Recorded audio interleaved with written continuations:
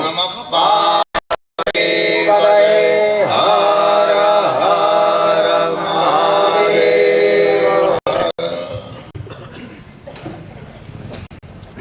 आज शिवरात्रि का महापर्व है। विश्व भर में सबसे पहले कोई पर्व अगर मनाया गया हो, उत्सव कोई मनाया गया हो, तो वह शिवरात्रि का पर्व है।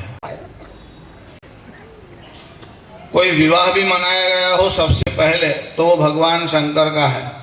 जगत पितरौ वंदे पार्वती परमेश्वरौ। जो जगत के माता पिता है, किसी व्यक्ति के नहीं, जगत पितरौ वंदे, क्योंकि संपूर्ण ब्रह्मांड का सर्जन करने वाले भगवान शिव है। भगवान आद्य शंकराचार्य ने शिव के कई स्तोत्र लिखे हैं, शक्ति के माता जी के भी कई स्तवन, कई स्तोत्र लिखे हैं। आचार्य श्री द्वारा कई प्रकरण ग्रंथ लिखे गए हैं। आचार्य श्री ने ब्रह्म सूत्र और एकादश उपनिषद पर भाष्य लिखा है। वेद के सार स्वरूप जिन स्तोत्रों को आचार्य श्री ने लिखा, उसका नाम है वेद सार शिवस्तवः। जिनके कई श्लोकों का विचार हमने कई समय से कर रहे हैं। गत वर्ष हमने विचार किया था अजम शाश्वतम कारणम कारणानाम शिवम केवलम भासकम भासकानाम तुरीयम तमः पारमाद्यन्तहीनम प्रपद्ये परम पावनम द्वैतहीनम। आगे के श्लोक में भगवान आचार्य लिखते हैं, नमस्ते विभो विश्वमूर्ते नमस्ते, नमस्ते चिदानंद मूर्ते नमस्ते, नमस्ते नमस्ते तपोयोग गम्य, नमस्ते नमस्ते श्रुति ज्ञान गम्य, नमस्ते नमस्ते विभो विश्वमूर्ते। आप कई हिंदी भाषी स्टेटों में जब जाते हो और लोग परस्पर मिलते हैं तो आपस में नमस्ते ऐसा बोलते। वस्तुतः यह परिपाटी उतनी अच्छी नहीं है, क्योंकि नमस्ते हम बोलते हैं वो परमात्मा के लिए बोलना चाहिए। एक कारण तो ऐसा है, जो लोग नमस्ते बोलते हैं उनको अर्थ का पता भी नहीं होता। इसमें दो शब्द है, एक तो है नमः माने नमन करना, और नमः और ते कहते हैं, जिन्हें गुजराती में कहिए तने, तुमको। जो बड़ा है उसको नमस्ते इसलिए नहीं कहते कि बड़े को नमन नहीं करते हैं, और बड़ा है उसको तू नहीं कहते। नमस्ते का अर्थ होता है तुझे, आपको नहीं होता, तुझे होता है। तुझे नमन, छोटे को नमन नहीं होता और बड़े को तू नहीं कहते। पर भगवान के लिए तू शब्द का प्रयोग होता है। आदिम शक्ति है, उसके लिए तू शब्द का प्रयोग होता है। इसलिए जगदम्बा का स्तवन करते हैं तो भी भगवान शंकराचार्य तू शब्द का प्रयोग करते हैं, क्योंकि माँ को हम तू कहते हैं, पिता को तू नहीं कहता। पर भगवान के लिए तू शब्द का प्रयोग होता है, त्वमेव माता च पिता त्वमेव। इतना ही नहीं, अंग्रेजी में भी धाउ शब्द का प्रयोग होता है। जब भगवान की स्तुति करते हैं तो उसमें यू लगाने की जरूरत नहीं होती, भगवान को भी आपको तू कह सकते हैं, इसलिए धाउ का प्रयोग होता है। Thou art Sachchidanand, Thou art indweller of all beings, तो वहां धाउ शब्द का प्रयोग होता है। इसी प्रकार नमस्ते शब्द जो है वो परमात्मा के लिए प्रयुक्त होता है, इसलिए वेदों में भी आया है। आप जो यजुर्वेद पढ़ते हो, अगर यजुर्वेद का 16वां अध्याय, और अगर यजुर्वेद आप न पढ़े हो कोई बात नहीं, जो लोग अष्टाध्यायी रुद्री खाली पढ़ लेते हैं या नमस्ते का जो पाठ करते हैं, वह यजुर्वेद का 16वां अध्याय और रुद्री का 5वां अध्याय, जिसको कहते हैं नमस्ते, क्योंकि इसका आरंभ नमस्ते से होता है। हमारे यहाँ वैदिक ये परिपाटी है, जिस शब्द से आरंभ होता है उससे नामकरण होता है। जैसे केनोपनिषद, तो उसका आरंभ केन शब्द से होता है, इसलिए उसका नाम हुआ केनोपनिषद। ईशावास्योपनिषद, तो ईशावास्यम इदम सर्वम यत्किंच जगत्याम जगत, ईशा शब्द से इसका आरंभ हुआ, इसलिए उसका नाम ईशावास्यम हुआ है। तो भगवान शंकर के लिए वेदों में नमस्ते शब्द का प्रयोग हुआ है। तो आपस में नमस्ते बोलने से अच्छा है कि आपस में नाम, इसलिए जब कोई मिलता है तो आप जय श्री राम बोलिए, जय श्री कृष्ण बोलिए, जय शंकर बोलिए, जय महादेव बोलिए, यानी भगवान का नामस्मरण होना बहुत अच्छा है। कलयुग में नामस्मरण जो है बहुत सरल और सुंदर उपाय है। इसलिए भगवान का नाम का जो सामर्थ्य है, ऐसा सामर्थ्य अन्य कोई उपाय में, यज्ञ आदि में भी नहीं है। विष्णु याग करना हो तो बहुत खर्च करना पड़े, साधारण व्यक्ति विष्णु याग कर भी नहीं सकता। पर अगर आप विष्णु सहस्त्रनाम स्तोत्र का पाठ करना चाहे तो कर सकते हो। दरिद्र हो तो भी कर सकता है। ब्राह्मण, क्षत्रिय, वैश्य, शूद्र सब कर सकते हैं। सबका फल भिन्न भिन्न बताया गया है। तो जो विष्णु सहस्त्रनाम का पाठ करते हो तो विष्णु याग जैसा फल मिलता है। तो दरिद्र व्यक्ति हो वह भी विष्णु सहस्त्रनाम का पाठ कर सकता है। जैसे हमारे यहाँ विष्णु सहस्त्रनाम है महाभारत में, वैसे ही शिव सहस्त्रनाम भी महाभारत में आया है, जिसमें भगवान शंकर के 1000 नाम है। यहाँ वेद, इतिहास, पुराणों में शिव जी की जो महिमा है उसको पुष्पदंत नाम के आचार्य ने शिव महिम्न स्तोत्र में लिखा है, और भगवान आद्य शंकराचार्य ने वेद सार शिव स्तव इसमें लिखा है। वह जो स्तवन है वह तो श्लोकों में है, बहुत बड़ा भी नहीं है, पर इसमें वेदों का सार जो है वो भगवान आद्य शंकराचार्य ने ले लिया है। अब वो क्या लिखते हैं? नमस्ते विभो विश्व मूर्ते नमस्ते। देखिए, नमस्ते एक तो भगवान के लिए प्रयोग होता है। दूसरी बात याद रखिए, नमस्ते का बहुत सरल अर्थ होता है नमस्कार।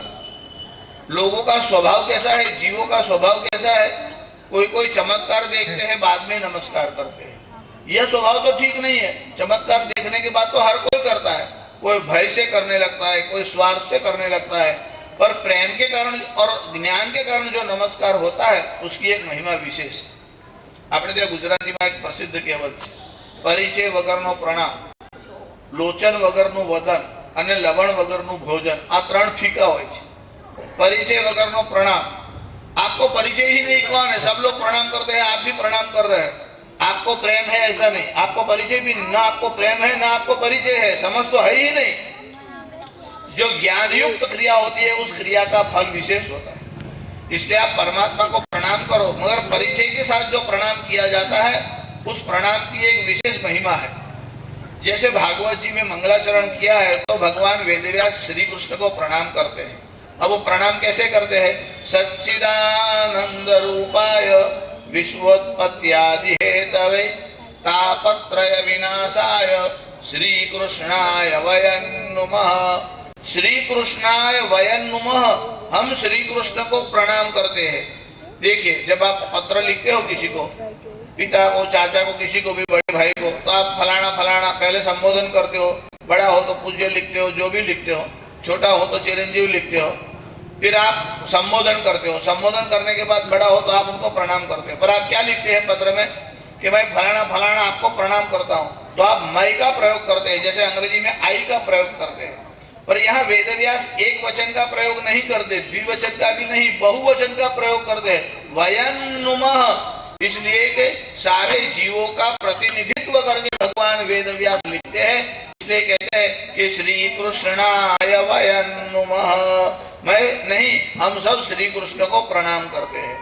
तो प्रणाम करने से पहले एक विशेषण ऐसा लगाया, सच्चिदानंद रूपाय, भगवान सत, चित और आनंद स्वरूप है। तो इसमें भगवान का परिचय दे दिया।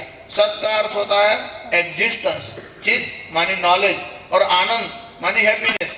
जो एग्जिस्टेंस, ब्लीस और नॉलेज, इन तीन के वाचक सच्चिदानंद शब्द है। तो जिनको प्रणाम कर रहे हैं वे कैसे है, ऐसा परिचय दे दिया है। तो जैसे भगवान वेदव्यास परिचय देकर ही प्रणाम करते हैं।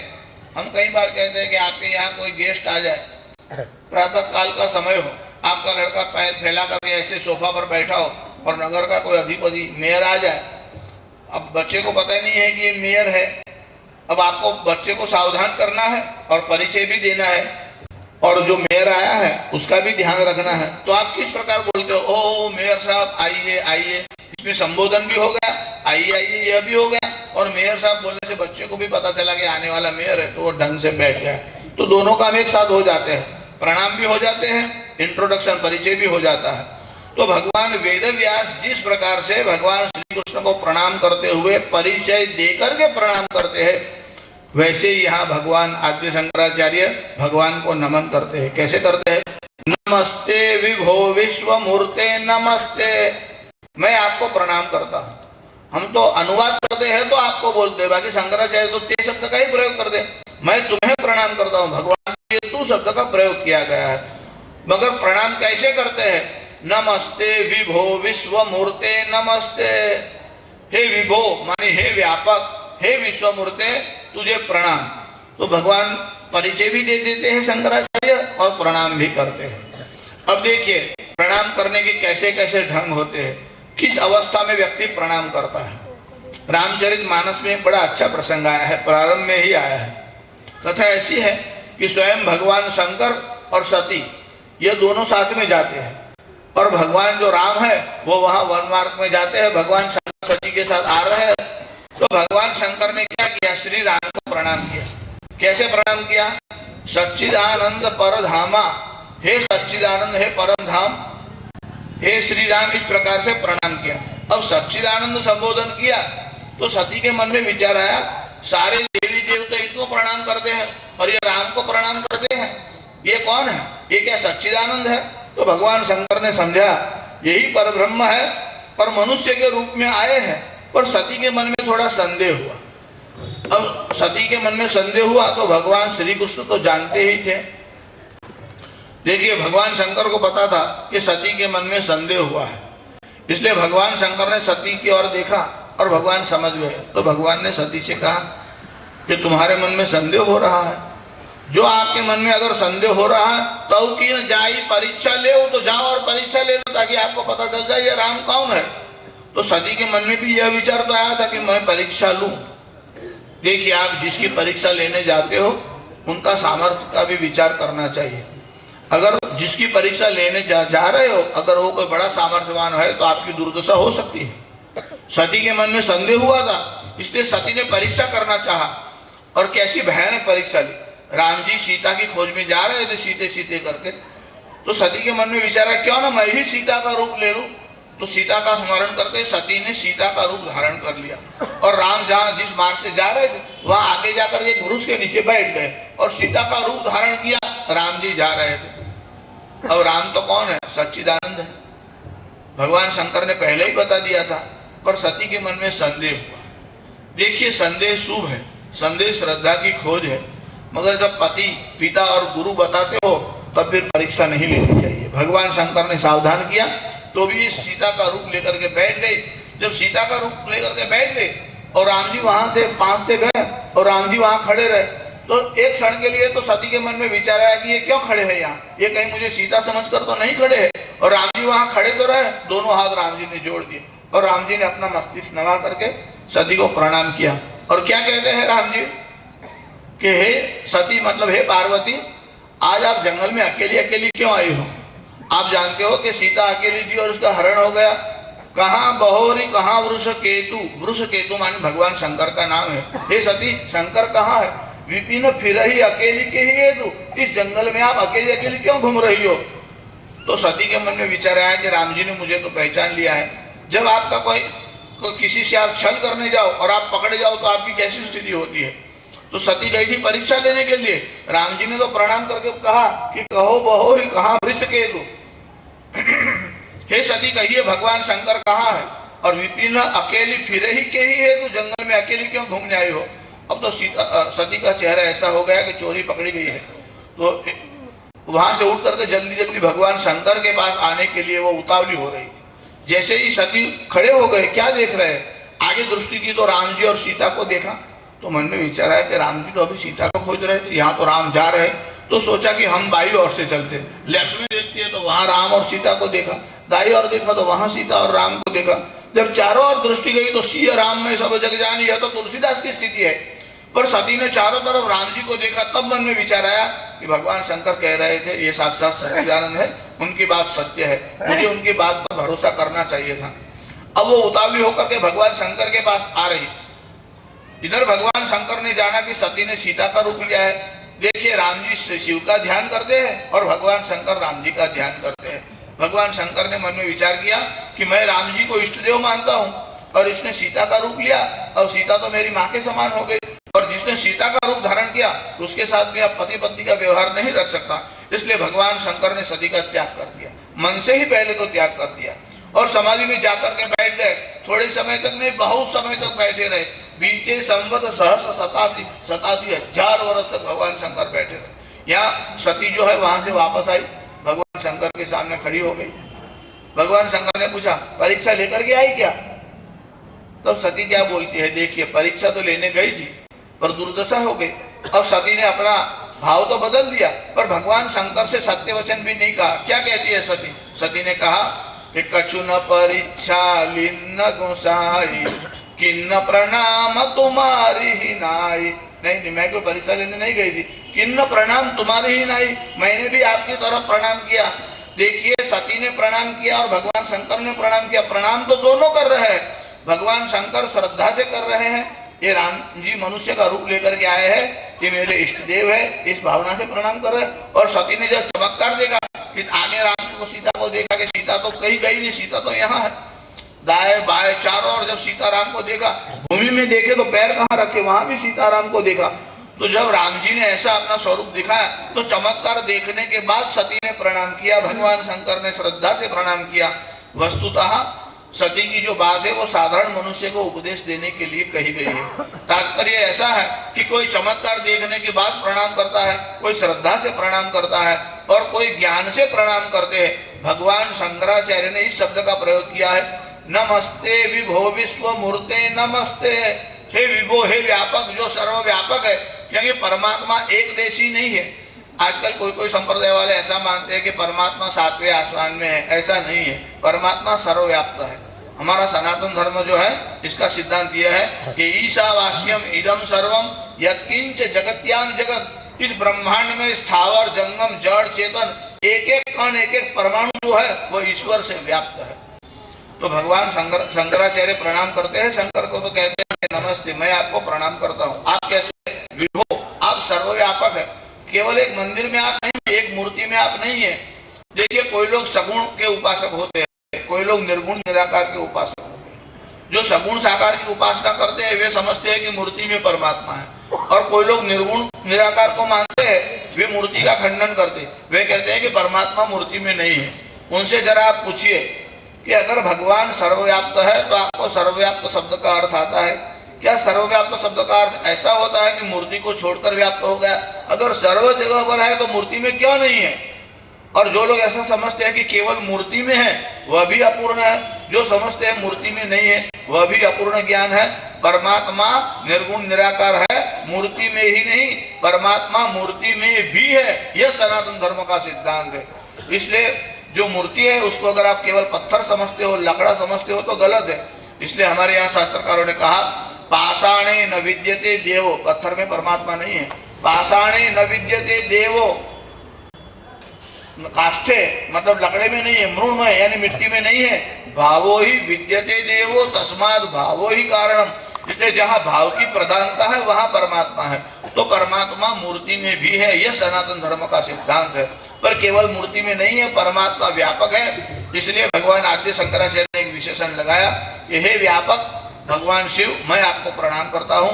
नमस्ते विभो विश्व मूर्ते नमस्ते। और परमात्मा के लिए विश्व मूर्ति शब्द का प्रयोग किया है। विश्व मूर्ति, यह विश्व जिसकी मूर्ति है इसे कहते हैं विश्व मूर्ति। भगवत गीता में भी अर्जुन को जब भगवान ने विराट स्वरूप दिखाया तब अर्जुन क्या कहता है, हे विश्व मूर्ति, हे सहस्र बाहो, ये 1000 बाहों वाला जो रूप है उससे तो मुझे डर लगता है। आपको जो चतुर्भुज शंख चक्र गदा पद्म वाला जो रूप है उसी को मुझे दिखाइए। फिर भगवान ने उस रूप को दिखाया। तात्पर्य यह कि भगवान का विराट स्वरूप देख करके अर्जुन भयभीत हो गया था, और तब अर्जुन भी हाथ जोड़ करके खड़ा था, कांपते हुए खड़ा था। तो जब भगवान विराट स्वरूप दिखाते तब तो सब लोग भय के कारण हाथ जोड़ लेते हैं। तो एक भय के कारण हाथ जोड़ना होता है, एक चमत्कार के कारण हाथ जोड़ना नमस्कार करना होता है, एक ज्ञान के कारण होता है। भगवान शंकराचार्य भक्ति और प्रेम के कारण, साथ साथ परम ज्ञान से, क्योंकि शंकराचार्य ने जो अनुभव किया है कि ईश्वर सर्वव्याप्त है, उसके बाद उन्होंने जब ईश्वर का साक्षात्कार किया और ईश्वर को निर्गुण निराकार स्वरूप में और सगुण साकार रूप में दोनों तरफ देखा, और भगवान शंकराचार्य ने दोनों प्रकार से भगवान शिव की स्तुति की है। तो यहाँ कहा कि नमस्ते विभो विश्व मूर्ते नमस्ते। परमात्मा किसी एक जगह पर है या केवल मंदिर में है, यह समझ जो है वो अपूर्ण है। परमात्मा सर्वव्याप्त है, और जड़ चेतन में है, यह समझाने के लिए जब प्रहलाद की रक्षा के लिए भगवान आए तो भगवान जड़ खंभे में से प्रकट हुए। ऐसा मत समझना कि ये खंभा है, जड़ है। परमात्मा जड़ चेतन स्थावर जंगम सभी जगह व्याप्त है, इसलिए भगवान जो है वो खंभे में से प्रकट हुए। और जब भगवान ऋषि खंभे में से प्रकट हो रहे थे, सायंकाल का समय था और जोर से आवाज हुआ, गुरु गुरु गुरु गुरु, इस प्रकार से आवाज हुआ और जैसे स्तंभ फट गया, भगवान आधा नर और आधा सिंह का रूप लेकर के बाहर आए। और भगवान जब बाहर आए और हिरण्यकशिपु को पकड़ा, भगवान ने अपनी जंघा पर रखा और अपने विशाल नखों से हिरण्यकशिपु को भगवान ने चीर दिया। खर नख मुखर जग्निवान यशनोव्यात, जिस प्रकार बच्चा संतरे को चीर देता है, उसी प्रकार भगवान ने अपने विशाल नख जो थे वो हिरण्यकशिपु की छाती के अंदर घुसेड़ दिए और जैसे ही भगवान ने अपने दोनों हाथ फैलाए उसकी छाती को चीर दिया, रक्त का जैसे एक फव्वारा उड़ा, इस प्रकार खून बाहर आ गया। देखिए भगवान अपने जंघाओं पर हिरण्यकशिपु को लिए हुए हैं। उस समय भगवान को इतना क्रोध आया हुआ था कि सारे देवी देवता डर रहे थे, कोई पास जाने का साहस नहीं कर रहा था। तो विचार किया क्या करें, अब भगवान शांत नहीं हो गए तो कहीं प्रलय अभी हो जाएगा। तो सब सारे देवता विचार कर रहे थे भगवान को शांत करने का कोई उपाय खोजो। तो उन्होंने देवर्षि नारद को याद किया। देवर्षि नारद को कहा कि थोड़ा काम पड़ा है आपका। नारद ने कहा बताओ। कि भगवान बड़े कोपायमान हुए, उनको शांत करना है। देवर्षि नारद ने कहा बस इतना काम है, वह तो मैं अभी चुटकी में किए देता हूँ। और देवर्षि नारद गए वैकुंठ लोक में लक्ष्मी जी के पास। लक्ष्मी जी बड़ी प्रसन्न हो गई, नारद जी आप आए हैं यहाँ, कहा थोड़ा काम है। लक्ष्मी जी ने कहा बोलो। देवर्षि नारद ने कहा कि आपके घर वाले हैं बहुत कुपित हो गए, उनको शांत करना है। लक्ष्मी ने कहा अरे मैं सामने खड़ी हो जाऊंगी तो वो शांत हो जाएंगे।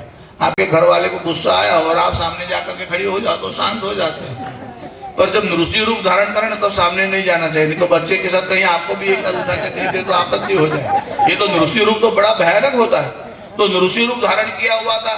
देवर्षि नारद लक्ष्मी जी को लेकर के आए। लक्ष्मी जी बड़ी सावधान थी, दूर खड़ी रही। कहाँ है कहाँ है? देवर्षि नारद ने अंगुली निर्देश किया जो वहां दिख रहे। लक्ष्मी जी ने बड़े ध्यान से देखा और कहा ये हमारे घर वाले नहीं है। देवर्षि ने कहा है तो आपके, पर चिढ़ जाए तो ऐसे दिखते हैं, कोई पहचान नहीं सकता, रूप भयानक हो जाता है ऐसा। जब ऋषि रूप में आए तो कोई पहचान नहीं सकता। पर लक्ष्मी का भी साहस नहीं हुआ कि पास में जाए। तब जाकर के प्रहलाद उठे और भगवान के चरणों में प्रणाम किया। नहीं ऐसा नहीं।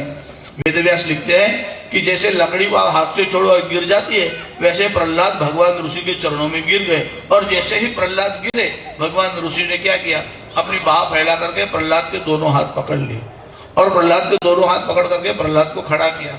और क्या कहने लगे भगवान कि तुझ पर बहुत आपत्ति आई और तू मेरा स्मरण कर रहा था और मैं आ ही रहा था। क्षंतव्य मंग यदि में समय विलंब, पर मेरे आने में अगर विलंब हुआ हो तो मुझे क्षमा करना। जीव तो भगवान से क्षमा मांगता है, यहाँ तो उल्टा है। भगवान प्रहलाद से क्षमा मांग रहे और प्रहलाद से कह रहे कि क्वेदम वपु, अरे तेरी अवस्था 5 वर्ष की है। क्वेदम वपु, और तेरा शरीर कितना कोमल और नाजुक है।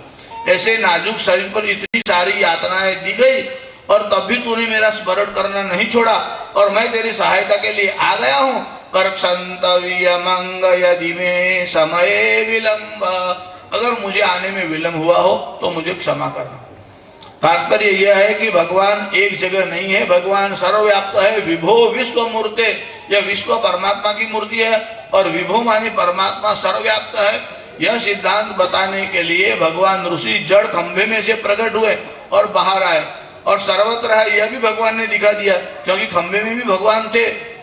जब हिरण्यकश्यप प्रहलाद को मारने के लिए तैयार हुआ और हाथ में खड्ग निकाली और प्रहलाद को बोलने लगा कि बता तेरा नारायण कहाँ है, तेरा परमात्मा कहाँ है, बता राम तेरा कहाँ रहता है, धड़ से शीश करूं न्यारा, आज मैं तेरे इस नारायण को ही मार देता हूँ। तो प्रहलाद क्या जवाब देते हैं? प्रहलाद कहते हैं कि ता मेरे माँ मेरे, ये तू बोल रहा है, मेरा नारायण अंदर है इसलिए बोल रहा है, बाकी तो आवाज ही नहीं निकलती। बाकी तो पीछे वाले ही बोलते हैं राम बोलो भाई राम, राम बोलो भाई राम।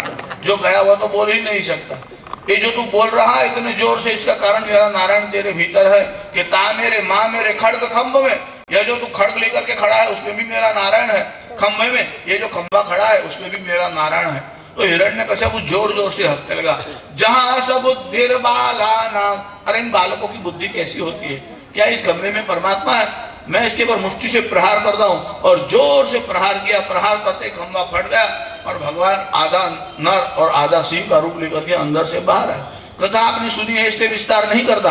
तात्पर्य इतना ही है कि परमात्मा सर्वव्याप्त है, और दूसरी बात कि जड़ चेतन सभी जगह परमात्मा है।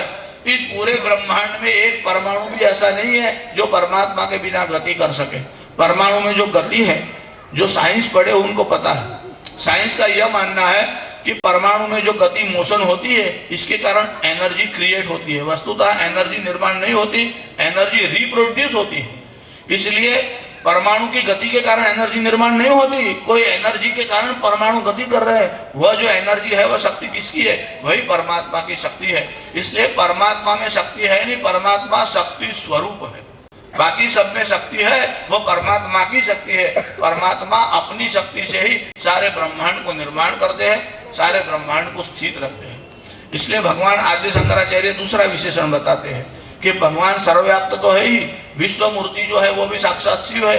नमस्ते विभो विश्व मूर्ते नमस्ते, नमस्ते चिदानंद मूर्ते नमस्ते। अब कहते हैं चिदानंद मूर्ते, आप चिदानंद स्वरूप है। चिदानंद किसको कहते हैं?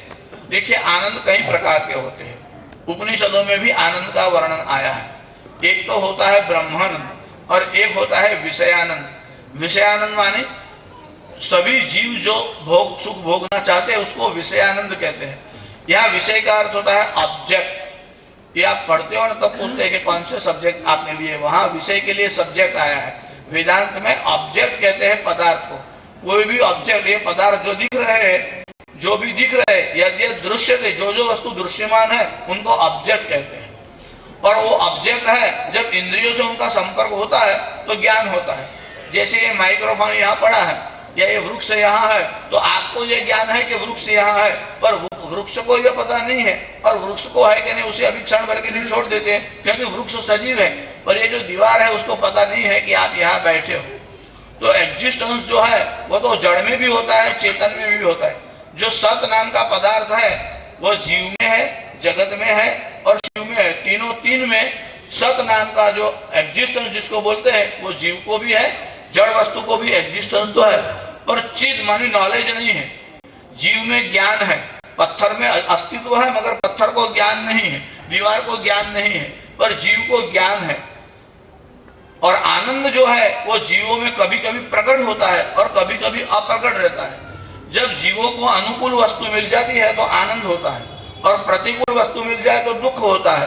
और जीवों का आनंद नित्य नहीं रहता है। जड़ वस्तु में केवल सत होता है, ज्ञान और आनंद नहीं होते। जीव में दो वस्तु होती है, अस्तित्व भी होता है, ज्ञान भी होता है, और आनंद होता है पर नित्य नहीं होता। जीवों को कभी कभी आनंद प्राप्त होता है, कभी कभी जीव दुख में शोक में भी चला जाता है। तो जीवों का आनंद नित्य नहीं है। परमात्मा में तीनों वस्तु है, एग्जिस्टेंस भी है, नॉलेज भी है और आनंद भी है। और परमात्मा का आनंद नित्य है। विषयों का जो आनंद है वह इंद्रिय और विषयों का जब संपर्क होता है तब जाकर के आनंद की प्राप्ति होती है। जैसे मिश्री डली है साकर की, साकर को कहते हैं मिश्री, और साकर आपकी थैली में या डिबिया में पड़ी है तो आपको आनंद नहीं आ सकता। क्यों? कि रसना इंद्रिय के साथ अभी उसका संपर्क नहीं हुआ, और उस डिबिया से निकाल करके आप जीभ पर रखते हो तब आपको इसका आनंद आता है। तो हमारी जो ज्ञानेंद्रिय है, पर रसना जो है वो ज्ञानेंद्रिय भी है और कर्मेंद्रिय भी है। जैसे रसना मानी जीव, उसका दो काम है, एक तो वो बोलना और दूसरा है स्वाद, टेस्ट। जो 6 प्रकार के स्वाद होते हैं, जिन्हें अपने खारो, खाटो, मोड़ो, मीठो, तीखो, तूरो ऐसे कहे छे, षड रस 6 प्रकार के स्वाद होते हैं। उन स्वाद को जिह्वा जानती है, इसलिए उसका नाम है रसना। कि वो रस को जानती है, इसलिए उसका नाम रसना है। तो यह स्वाद को भी जानती है और रसना बोल भी सकती है। तो वाणी निकलना यह कर्म है, इसलिए यह कर्मेंद्रिय भी है और ज्ञानेंद्रिय भी है। तो कर्मेंद्रिय और ज्ञानेंद्रिय का संबंध जब किसी ऑब्जेक्ट पदार्थ के साथ आता है तब आपको उस वस्तु का ज्ञान होता है। तो परमात्मा जो है वे नित्य आनंद में रहते हैं, जीव नित्य आनंद में नहीं रह सकता। क्यों? विषय सुख का एक आनंद होता है। सरल भाषा में जो कहिए तो एक હોય છે ભોગાનંદ અને બીજો હોય છે ભજનાનંદ। भोगानंद का अर्थ होता है विषयानंद। विषय की प्राप्ति होने पर जीव को आनंद हो जाता है। यह तो प्राणियों को भी होता है। जैसे मनुष्य को स्पर्श से आनंद होता है, स्त्री का स्पर्श करने से एक आनंद की अनुभूति होती है, वो केवल मनुष्य को नहीं होती, प्राणियों को भी होती है। जैसे कोई भी प्राणी हो, चाहे घोड़ा हो, बैल हो, कुत्ता हो, सभी को स्पर्श सुख का आनंद होता है। यहाँ तक कि हाथी को तो स्पर्श सुख का विशेष आनंद होता है और उसका आनंद लेते लेते हाथी फंस जाता है और इसी प्रकार हाथी को बंधन में डालते हैं। तो जीव जो है विषयानंद भोगते हुए ब्रह्मानंद को भूल जाता है। परमात्मा का आनंद कैसा है? चिदानंद मूर्ते। परमात्मा को आनंद के लिए किसी वस्तु पर डिपेंड नहीं रहना पड़ता। आपको आनंद के लिए दूसरे के ऊपर डिपेंड रहना पड़ता है। जिसका आनंद किसी व्यक्ति या पदार्थ के ऊपर है, वह व्यक्ति और पदार्थ के खो जाने पर, वियोग हो जाने पर व्यक्ति को दुख होता है, और जिससे प्रेम हो उसको मिलने से सुख होता है। पर तुलसीदास जी तो कहते हैं कि कुछ कुछ लोग कैसे होते हैं कि बिछुरत एक प्राण हर ले, कि वियोग हो तो जैसे प्राण निकल जाएगा इतनी पीड़ा होती है। और मिलत एक दारुण दुख दे, कोई कोई तो ऐसे होते मिले तो ऐसा लगे कि ये कहाँ मिला, आपका जो आनंद है वह भी जैसे कि बर्बाद हो जाए। तो मिलत एक दारुण दुख दे, कोई तो मिलन करने पर दुखदायी होता है। और बिछुरत एक प्राण हर ले, कोई कोई तो वियोग होने पर प्राण है वो निकल जाते हैं, ऐसी स्थिति होती है। तो यह आपके प्रेम के ऊपर डिपेंड है। अगर जिसके स्नेह है वो मिल जाए तो कहते हैं अमृतम प्रिय दर्शनम, जिसके प्रति आपका प्रेम हो, जो आपको प्रिय लगता हो, उसके दर्शन से आपको अमृत जैसा लगता है। अमृतम प्रिय दर्शनम, अमृतम राज सम्मानम, राजा बुला करके आपका सम्मान करता है तो वो आपको अमृत जैसा लगता है। शिशिरे अमृतम वन्य, शिशिर ऋतु में जब ठंड बहुत पड़ती है तो अग्नि आपको अमृत जैसा लगता है, लोग अग्नि के पास बैठे रहते हैं, तो ठंड में अग्नि अमृत जैसा लगता है। राजा सम्मान करे तो अमृत जैसा लगता है। अमृतम पुत्र पंडितम, जिसका पुत्र विद्वान हो उसको अमृत जैसा लगता है। अगर बच्चा फर्स्ट क्लास होकर के आवे तो उससे ज्यादा तो उसका बाप नाचता है, उसकी ज्यादा प्रसन्नता होती है। जितने लोग आते हैं उन सबको बताता है कि मेरा बच्चा जो है वो पास हो गया, पास हो गया। कहते हैं कि एक व्यक्ति जो था वो बड़ी उम्र में उसने अध्ययन शुरू किया तो बेटे और बाप ने दोनों ने बीए की एग्जाम एक साथ दी और दोनों पास हो गए।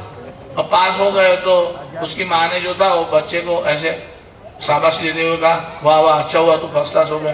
तो उसके बाप ने कहा कि बच्चे का इतना सत्कार करके उसके हाथ में फूल दिया, मेरे हाथ में कुछ नहीं किया, आप तो फूल ही हो, आपको क्या फूल की जरूरत है। बच्चे के साथ आपने बीए की एग्जाम दी, अब जो फूल स्वरूप ही है उसको फूल देने की आवश्यकता कहाँ है। तो प्रसन्नता जो होती है प्रिय वस्तु की प्राप्ति से होती है। अमृतम प्रिय दर्शनम, तो भगवान का जो आनंद है वह किसी वस्तु पर डिपेंड नहीं है। भगवान नित्य आनंद स्वरूप है, भगवान हमेशा आनंद में ही रहते हैं। ये भगवान शंकर कैसे है? नमस्ते चिदानंद मूर्ते नमस्ते, भगवान चिद आनंद स्वरूप है। तो चिद आनंद यानी जिसका आनंद कभी क्षीण नहीं होता। बाकी हर एक वस्तु धीरे धीरे क्षीण होती है। आप जैसे श्रीखंड खा रहे हो, आपको मठा बहुत पसंद है और खा रहे हो, पहली कटोरी लेते हो तो आपको आनंद आता है और स्पीड आपकी अच्छी होती है। फिर दूसरी आगे धीरे धीरे स्पीड घटने लगती है। पहले तो 4-4 अंगुली एक साथ लगाता है, फिर धीरे धीरे एक ही अंगुली से स्पीड घटती जाती है। विषय का आनंद धीरे धीरे घटता जाता है और ब्रह्मानंद जो है वो धीरे धीरे बढ़ता जाता है। और विषयों का आनंद जो है वो नित्य नहीं है और विषयों का आनंद घटता जाता है। ब्रह्मानंद नित्य है और ब्रह्मानंद बढ़ता जाता है। परमात्मा शिव कैसे है? नमस्ते विभो विश्व मूर्ते नमस्ते, नमस्ते चिदानंद मूर्ते नमस्ते, नमस्ते नमस्ते तपो योग गम्य, नमस्ते नमस्ते श्रुति ज्ञान गम्य। देखिए नमस्ते नमस्ते तपो योग गम्य। अब भगवान शंकराचार्य शिव जी की स्तुति तो करते हैं, पर स्तुति करते करते आपको उपाय भी बता देते हैं कि भगवान तो चिदानंद स्वरूप है। अगर आपको भी ऐसा दिव्य आनंद लेना हो और आपको ईश्वर की प्राप्ति करनी हो तो कैसे शिव जी की प्राप्ति होगी? तो कहते हैं नमस्ते नमस्ते तपो योग गम्य। भगवान तप और योग से गम्य मानी प्राप्त होते हैं। ईश्वर की प्राप्ति करनी हो तो तप करना पड़ता है और ईश्वर की प्राप्ति करनी हो तो योग करना पड़ता है। तप और योग से ईश्वर की प्राप्ति होती है। इसलिए आचार्य श्री ने कहा नमस्ते नमस्ते तपो योग गम्य। ये भगवान शंकर कैसे है? तप द्वारा प्राप्त है। देखिए तप भी कई प्रकार के होते हैं। गीताकार ने उसका 14वें अध्याय में वर्णन किया है। एक शारीरिक तप होता है, एक मानसिक तप होता है, एक वांग्मय मानी वाणी का तप होता है। स तपस्तप्त्वा, ब्रह्मा भी सृष्टि का सर्जन करते हैं तो पहले तप करते हैं। बिना तप के सृष्टि का सर्जन भी नहीं हो सकता। तो तप के कई प्रकार हैं।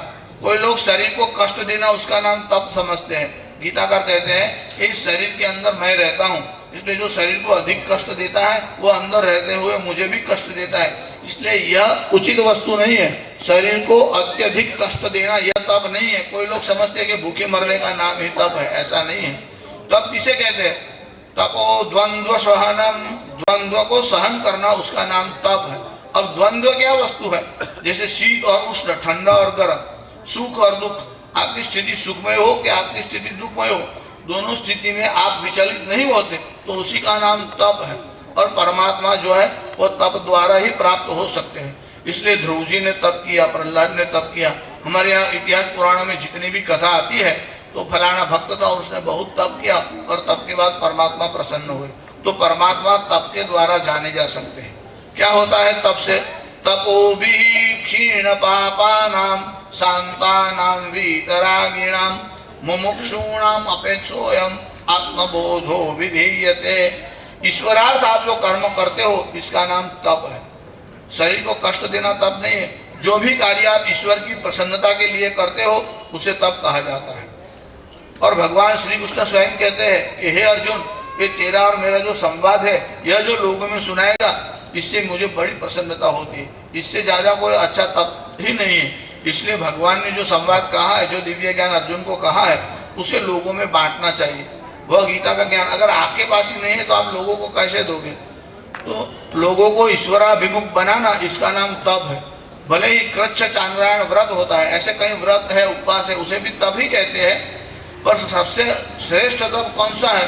तो कहते हैं कि जनता जो ईश्वर से विमुख है उनको ईश्वराभिमुख करना, यह सबसे बड़ा तप है। इस तप से क्या होता है? तपो भी क्षीण पापानाम शांतानाम वीतरागिणाम। बाकी तो आप उपवास करो, दान करो, यह हमेशा करने जैसे कर्म है। यज्ञ दान तप कर्म, यज्ञ दान और तप इसे कभी छोड़ना नहीं चाहिए। हमारे यहाँ भागवत के टीकाकार हुए, उनका भाष्यकार का नाम है श्रीधर स्वामी, बड़े विद्वान हैं। उन्होंने हरि विजय नाम का एक ग्रंथ लिखा है, उसमें उन्होंने एक कथा लिखी है, बड़ी सुंदर कथा है। वे कहते हैं कि आपको दान करना हो तो क्या करना चाहिए, और जिस वस्तु को प्राप्त करना हो तो कौन सा दान करना चाहिए।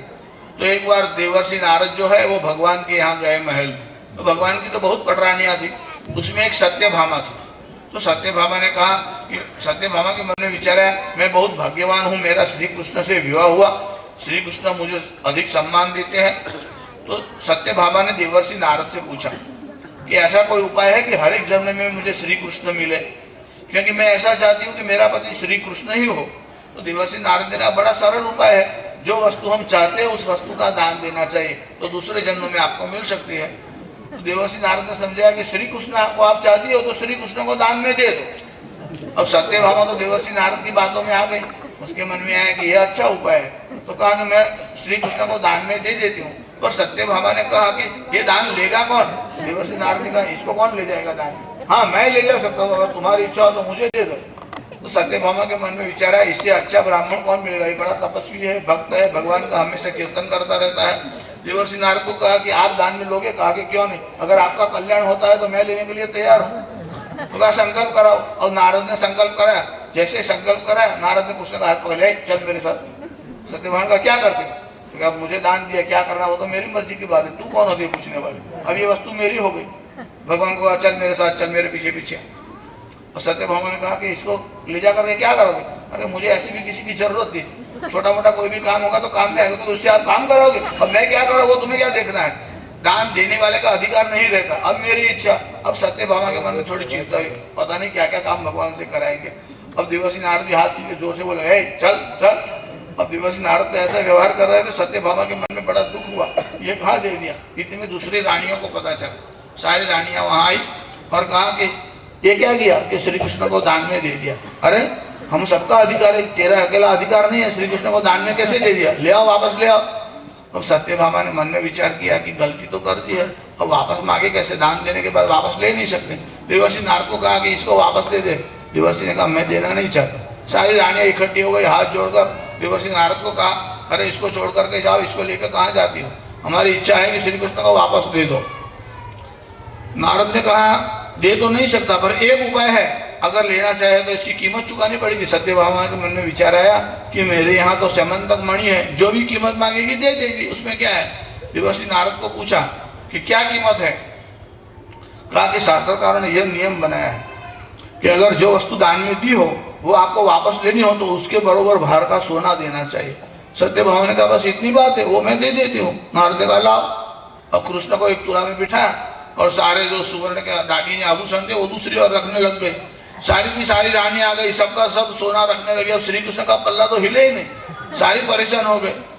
यही तो समझाना था देवर्षि नारद को सत्यभामा को कि भगवान की तुलना कोई सोने से होती है। आजकल तो लोग सन्यासी को सुवर्ण तुला में तोलते हैं और दे देते हैं, और लोग तुला भी करते हैं, सुवर्ण तुला हो रही है फलाने फलाने महाराज की।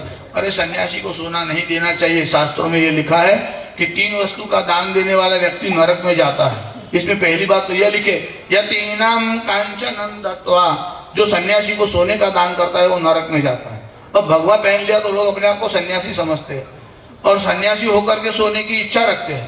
पहली बात शास्त्रकार यह लिखते हैं कि जो सन्यासी को सोने का दान करता है वो नरक को जाता है। यतीनाम कांचन दत्वा तांबूलम ब्रह्मचारिणाम, कोई ब्रह्मचारी हो इसको तांबुल माने पान नहीं खिलाना चाहिए। जो ब्रह्मचारी को तांबुल का दान देता है वह भी नरक को जाता है। और स्तेना नाम अभयं दत्वा, चोर को जो अभय दान देता है कि छोड़ दो कोई बात नहीं, उसको तो ऐसे थप्पड़ मारो दूसरी बार चोरी करने का साहस नहीं करे। तो सन्यासी को सोना देने वाला, ब्रह्मचारी को पान खिलाने वाला और चोर को अभय दान देने वाला सदाता नरकम व्रजेत, ये 3 दाता होते हुए भी नरक के अधिकारी है। सन्यासी को सोना नहीं देना चाहिए।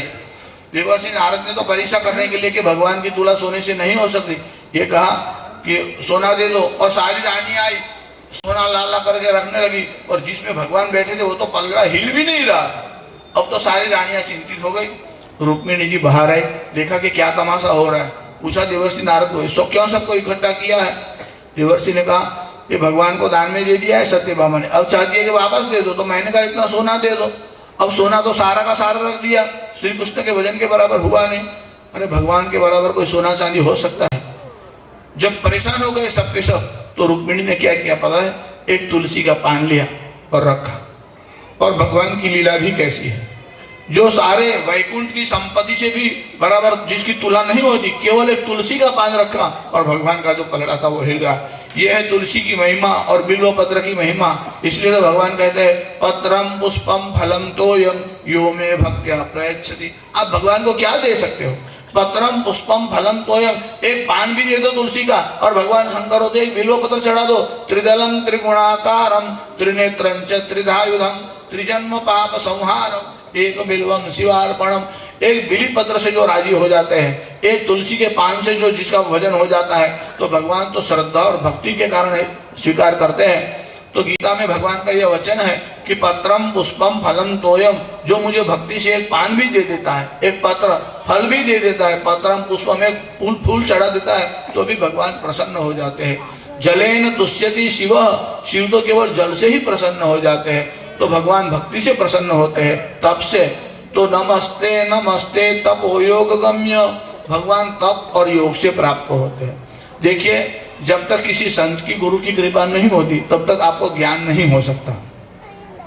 इसलिए भगवान ने यह तो बताया कि नमस्ते, शंकराचार्य ने यह तो बताया कि नमस्ते नमस्ते तपो योग गम्य, और आगे क्या लिखते हैं? नमस्ते नमस्ते श्रुति ज्ञान गम्य। श्रुति माने वेदों के ज्ञान से परमात्मा की प्राप्ति होती है। पर जब तक कोई संत कृपा न करे, गुरु का आशीर्वाद न हो, न तप का पता चलता है, न योग का, न ज्ञान का। देखिए, महाराष्ट्र में बहुत वर्षों पहले जिन्होंने भगवद गीता पर कमेंट्री लिखी वो ज्ञानेश्वर महाराज थे, और उसी समय में एक सिद्ध योगी हुए, उनका नाम था चांगदेव। और चांगदेव बड़े सिद्ध योगी थे। अब उनकी महिमा हम आपको क्या बताए। 14 बार मृत्यु को वापस भेज दिया, जाओ अभी मुझे नहीं आना है, और मृत्यु को भी वापस जाना पड़ा। ऐसे ये चांगदेव थे, उन्होंने योग में ऐसी सिद्धि प्राप्त की थी। 100 वर्ष के बाद मृत्यु आया, कहा अभी जाओ मुझे टाइम नहीं है, मृत्यु वापस गया। 14 बार 1400 वर्ष की उनकी अवस्था हो गई। तो इतनी बड़ी अवस्था हो गई। उसी समय ज्ञानेश्वर महाराज की अवस्था तो बहुत छोटी थी, और इनकी कीर्ति इतनी बढ़ गई, इतनी कीर्ति बढ़ गई, उन्होंने भगवद गीता पर भाष्य लिखा। तो चांगदेव ने ज्ञानेश्वर की कीर्ति को सुना, तो उनके मन में विचार आया कि मैं ज्ञानदेव को कोई पत्र लिखूं। अब वो पत्र लिखने के लिए बैठे, जैसे ही पत्र हाथ में लिया, सोचने लगे उनको संबोधन क्या करूं, क्योंकि बहुत छोटा है। चिरंजीव लिखे तो अच्छा नहीं, क्योंकि ज्ञानी भी है, और पूज्य लिख नहीं सकते क्योंकि वो बड़े सिद्ध है। तो उनके मन में ऐसा हुआ कि मैं इतने छोटे बच्चे को कैसे सिद्ध लिखूंगा। तो वो विचार करते रहे क्या लिखा, क्या लिखूं, तो कोई निर्णय नहीं कर पाए। तो ऐसे ही कोरा पत्र है वो ज्ञानदेव को भेज दिया। उस समय में मुक्ताबाई थी, चांगदेव ज्ञानदेव, सोपानदेव, मुक्ताबाई, इनका नाम बड़ा प्रसिद्ध है। तो मुक्ताबाई ने देखा कि ज्ञानेश्वर के पर पत्र आया, तो उन्होंने देखा कि पत्र कोरा है और चांगदेव ने लिखा है। तो मुक्ताबाई ने उसका जवाब दिया कि 1400 वर्ष की अवस्था हो गई, अभी तुम कोरे के कोरे ही रहे, ये कोरे कागज की तरह, अभी वो कुछ सीख नहीं पाए। तो मुक्ताबाई ने जरा उनको उलाहना देते हुए प्रेम से कहा कि 1400 वर्ष की अवस्था हो गई पर अभी तुम कोरे रहे, अभी तुमने ईश्वर की प्राप्ति या निर्गुण जो निर्विकल्प समाधि है उसका तुमने अनुभव नहीं किया। तो चांगदेव के मन में भी थोड़ा झटका लगा। उन्होंने विचार किया कि मैं जरा ज्ञानेश्वर को अपनी सिद्धि कैसी है वो दिखाऊं। तो ज्ञानेश्वर को मिलने के लिए वो गए, पर क्या किया उन्होंने, बाघ जो था उसकी सवारी की और सर्प जो था उसकी लगाम बनाई। व्याघ्र पर बैठ कर ज्ञानेश्वर देव को मिलने के लिए गए। जब वो चांगदेव मिलने के लिए जा रहे थे तो ज्ञानेश्वर महाराज बाहर बैठे हुए थे, वह ओटले के ऊपर बैठे हुए थे और चांगदेव सामने से व्याघ्र पर बैठ करके आ रहे थे। ज्ञानेश्वर महाराज ने विचार किया कि अपने यहाँ कोई मिलने के लिए इतना सिद्ध योगी आता है तो इसका सत्कार तो करना चाहिए, इसलिए मुझे सामने जाना चाहिए। तो क्या किया, वो जिस वहां बाहर बैठे हुए थे उस ओटले को ही आज्ञा दी और वही चलने लग गया।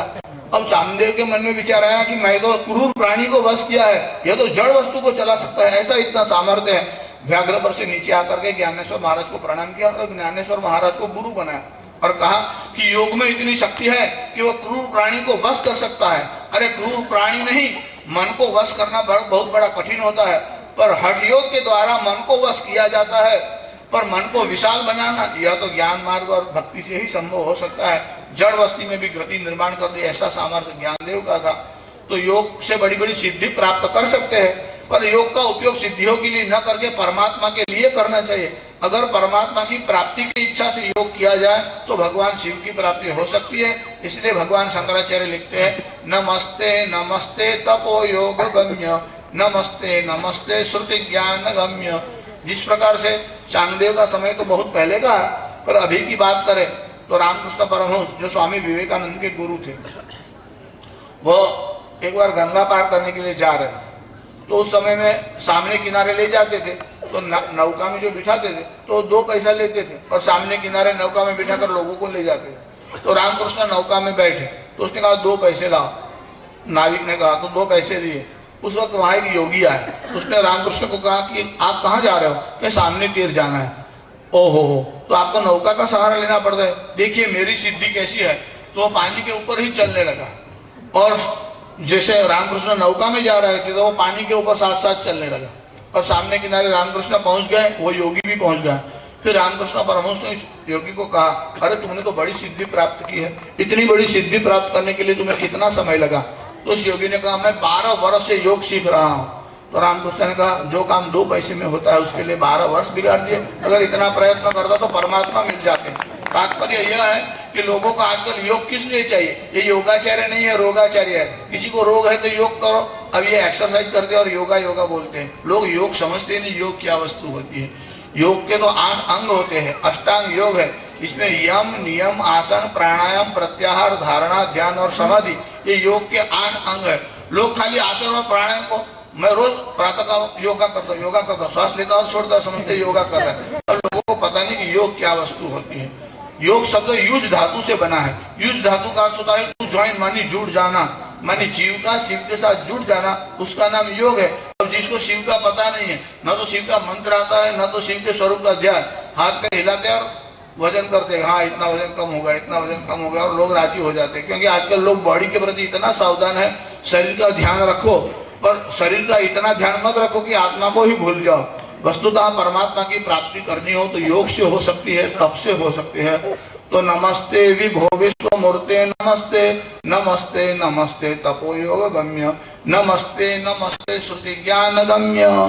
श्रुति कहते हैं वेद को, वेद को श्रुति कहते हैं। क्यों? वेद जो है वो जो श्रवण किया जाता है। आजकल तो लोग समझते हैं कि सोफा और कुर्सी पर जब फुर्सत का समय तो बैठो, उपनिषद लेकर के और ज्ञानी हो गए, ऐसे समझते हैं। ऐसे कोई ज्ञानी नहीं होता।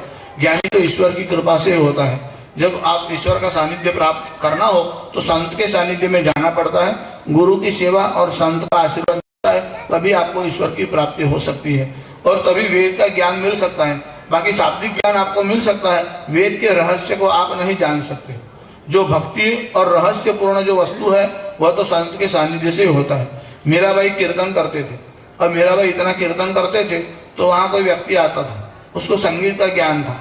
अब सब लोग गाने नाचने लगते तो वो ताल का ध्यान कोई रखता नहीं था, इसलिए उसने क्या किया, दूसरे दिन जाकर के मीरा जी से आने से पहले वहां एक सूत्र लिख दिया कि ताल से गा। दूसरे दिन मीराबाई वहां आई, उसने देखा कि वहां किसने लिख दिया ताल से गा, मीरा ने लिखा भाव से गा।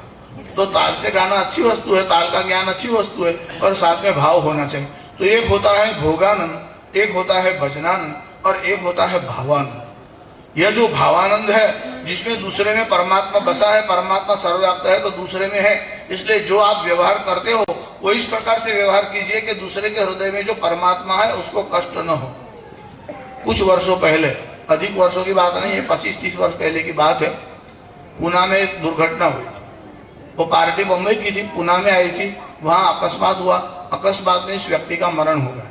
अब जिसका मरण हो गया उसकी अवस्था कोई ज्यादा नहीं थी, 25 वर्ष की अवस्था थी, और सारे लोग बम्बई से वहां पुणे में आए हुए थे। अब पूरी रात्रि का समय तो यात्रा में गुजरा था, और वो डेड बॉडी लेकर के आ रहे थे, और रात्रि को निकले थे, बड़े जल्दी सवेरे जो है 4 बजे जो है वो बम्बई पहुंचे। अब लोग रात को इतने थके हुए थे और उजागरा भी था, कोई आराम नहीं किया था। तो जो व्यक्ति मर गया था उसकी पत्नी वहां साथ में थी, तो स्टेशन पर पहुंची तो उसने कहा कि मुझे चाय यहाँ मिलेगी, मुझे चाय पीने की इच्छा है। तो सब लोगों को चाय की इच्छा थी, और सब लोग सोच रहे थे कि चाय कैसे पिए। अब सब लोगों के मन में आया जब ये मांग रही है तो हमारे पीने में क्या आपत्ति है। तो एक एक करके सब लोग उसने 20-25 कप चाय मंगाई, सारे के सारे लोगों ने चाय पी। उस बहन के हाथ में कप था, उसने एक घूंट भी नहीं लिया। उसने ऐसा विचार किया कि सब में परमात्मा है और सबको कष्ट हो रहा है, अगर मेरे कारण सब लोग नहीं पिए तो ठीक नहीं है। तो चाय उसने मंगवाई, मगर उसने एक घूंट भी नहीं पिया। इसका नाम है तप और त्याग। दूसरे के कारण त्याग करना, यह तो बड़ा त्याग होता है। तो तप जो किया जाता है केवल शरीर को कष्ट देने का नाम तप नहीं है, सब में परमात्मा है, इसलिए अपने शरीर को भी कष्ट नहीं देना और अकारण दूसरों को भी कष्ट न पहुंचे, ऐसा जो विचार है। तपो द्वंद्व सहनम, इस प्रकार सुख दुख ठंडी गर्मी इन भावों को सहन करना, उसका नाम होता है तप। तो इस प्रकार से तप किए बिना परमात्मा की प्राप्ति नहीं होती। तप का विषय तो बहुत बड़ा है, शारीरिक मानसिक सभी तपों का वर्णन तो कर नहीं सकते, पर परमात्मा की प्राप्ति उसी से होती है। और श्रुति ज्ञान गम्य, भगवान शिव को जानना हो तो श्रुति मानी वेद के ज्ञान के द्वारा ही परमात्मा को जाना जा सकता है। फिर आगे का जो श्लोक बताए हैं वो अवकाश समय रहने पर कभी उसकी चर्चा करेंगे। आज इतना ही विचार करके वाणी को विराम देते हैं। नमः पार्वती पतये हर हर